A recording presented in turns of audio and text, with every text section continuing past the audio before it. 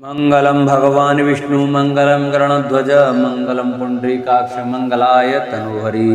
जय श्री कृष्णा। प्रिय भक्तजनों, आज हम आपको श्रीमद् भागवत महापुराण के तृतीय स्कंद के चौथे अध्याय की कथा सुनाएंगे, जिसमें कि उद्धव जी से विदा होकर विदुर जी का मैत्री ऋषि के पास जाने की कथा का वर्णन सुनाया जाएगा। तो सभी भक्तजन हमारी श्रीमद् भागवत महापुराण की कथा को बड़े श्रद्धा और भाव से सुने, क्योंकि श्रीमद् भागवत महापुराण की कथा हमें हमारे पूर्व जन्म के पुण्यों के कारण ही सुनने को मिलती है। तो आइए भक्तों, हम अपनी कथा को प्रारंभ करते हैं। उद्धव जी ने कहा, फिर ब्राह्मणों की आज्ञा पाकर यादवों ने भोजन किया और वारुणी मदिरा पी।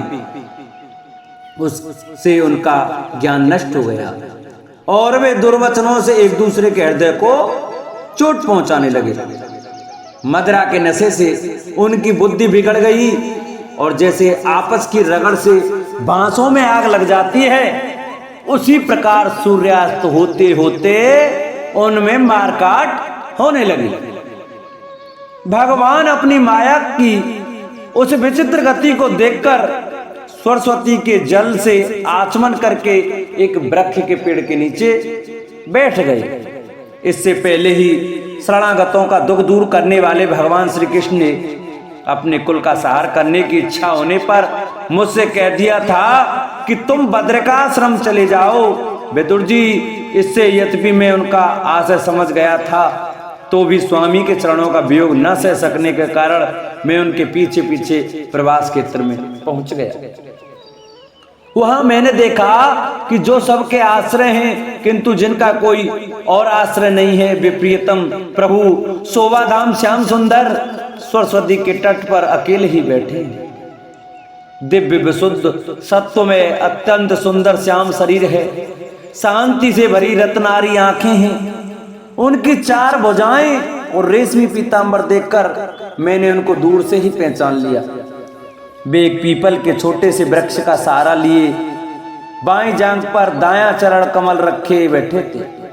भोजन पान का त्याग कर देने पर भी वे आनंद से प्रफुल्लित हो रहे थे। इसी समय व्यास जी के प्रिय मित्र परम भागवत सिद्ध मैत्री जी लोकों में स्वच्छंद विचरते हुए वहां आ पहुंचे। मैत्री मुनि भगवान के अनुरागी भक्त हैं।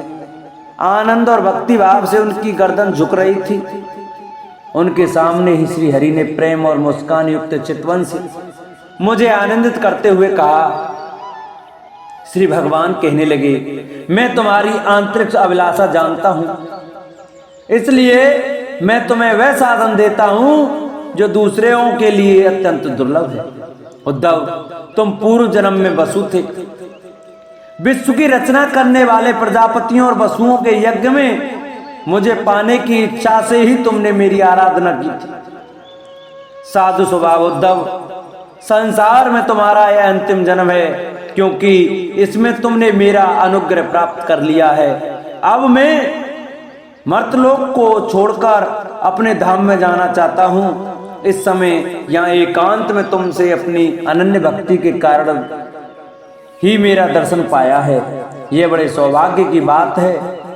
पूर्व काल में पाद्यकल्प के आरंभ में मैंने अपने नाभि कमल पर बैठे हुए ब्रह्मा को अपनी महिमा के प्रकट करने वाले जिस श्रेष्ठ ज्ञान का उपदेश किया था और जिसे विवेकी लोग भागवत कहते हैं, वही मैं तुम्हें देता हूं। विदुर जी, मुझ पर तो प्रतिक्षण उन परम पुरुष की कृपा वर्षा करती थी। इस समय उनके इस प्रकार आदर पूर्वक कहने से इसने बस मुझे रोमांच हो आया।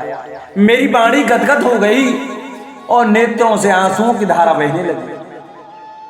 उस समय मैंने हाथ जोड़कर उनसे कहा, स्वामी, आपके चरण कमलों की सेवा करने वाले पुरुषों को इस संसार में अर्थ धर्म काम मोक्ष इन चारों में से कोई भी पदार्थ दुर्लभ नहीं है।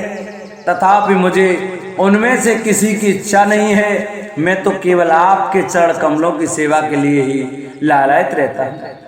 प्रभु, आप निष्प्रय होकर भी कर्म करते हैं, अजन्मा होकर भी जन्म लेते हैं, काल रूप होकर भी शत्रु के डर से भागते हैं और द्वारका के किले में जाकर छिप रहते हैं तथा स्वात्वाराम होकर भी 16,000 स्त्रियों के साथ रमण करते हैं। इन विचित्र चरित्रों को देखकर विद्वानों की बुद्धि भी चक्कर में पड़ जाती है। देव, आपका स्वरूप ज्ञान सर्वथा अबाध और अखंड है, फिर भी आप सलाह लेने के लिए मुझे बुलाकर जो भोले मनुष्य की तरह बड़ी सावधानी से मेरी सम्मति पूछा करते थे, प्रभु आपकी वह लीला मेरे मन को मोहित कर देती है। स्वामी, अपने स्वरूप का गूढ़ रहस्य प्रकट करने वाला जो श्रेष्ठ एवं समग्र ज्ञान आपने ब्रह्मा जी को बतलाया था, वह यदि मेरे समझने योग्य हो तो मुझे भी सुनाइए, जिससे मैं भी संसार दुख को सुगमता से पार कर जाऊं। जब मैंने इस प्रकार अपने हृदय का भाव निवेदित किया, तब परम पुरुष कमल नयन भगवान श्री कृष्ण ने मुझे अपने स्वरूप की परम स्थिति का उपदेश दिया। इस प्रकार पूज्यपाद गुरु श्री कृष्ण ने से आत्म तत्व की उपलब्धि का साधन सुनकर तथा उन प्रभु के चरणों की वंदना और परिक्रमा करके मैं यहाँ आया। इस समय उनके विरह से मेरा चित्त अत्यंत व्याकुल हो रहा है।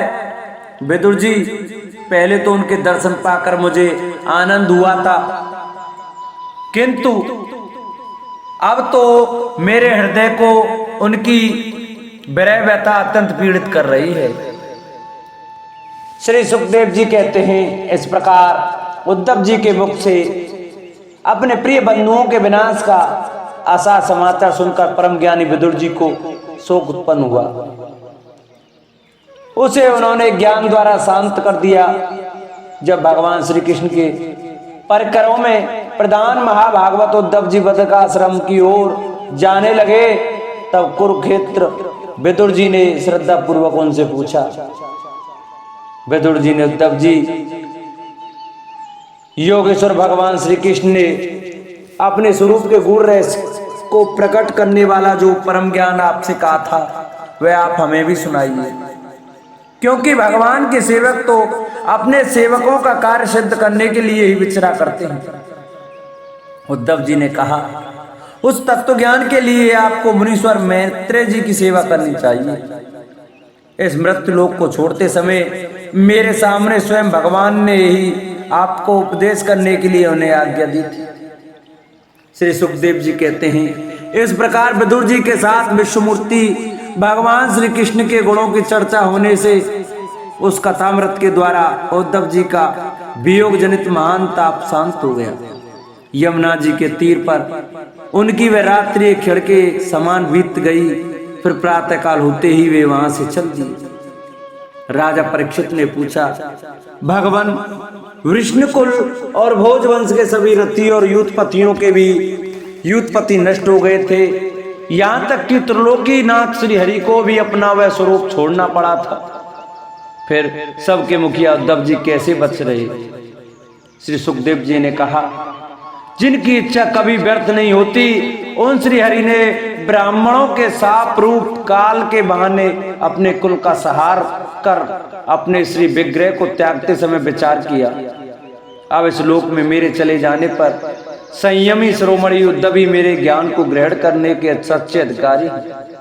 उद्धव मुझसे अणुमात्र भी कम नहीं है, क्योंकि वे आत्मजयी हैं, विषयों से कभी विचलित नहीं हुए। अतः लोगों को मेरे ज्ञान की शिक्षा देते हुए वे सही रहें। वेदों के मूल कारण जगत गुरु श्री कृष्ण के इस प्रकार आज्ञा देने पर उद्धव जी बद्रिकाश्रम में जाकर समाधि योग द्वारा श्री हरि की आराधना करने लगे। कुरुश्रेष्ठ परीक्षित, परमात्मा श्री कृष्ण ने लीला से ही अपना श्री विग्रह प्रकट किया था और लीला से ही उसे अंतर्धान कर दिया। उनका वह अंतर्धान होना भी धीर पुरुषों का उत्साह बढ़ाने वाला था तथा दूसरे पशुतुल्य धीर पुरुषों के लिए अत्यंत दुष्कर था। परम भागवत उद्धव जी के मुख से उनके प्रशंसनीय कर्म और इस प्रकार अंतर्धान होने का समाचार पाकर तथा यह जानकर कि भगवान ने परम धाम जाते समय मुझे भी स्मरण किया था, विदुर जी उद्धव जी के चले जाने पर प्रेम से बेहल होकर रोने लगे।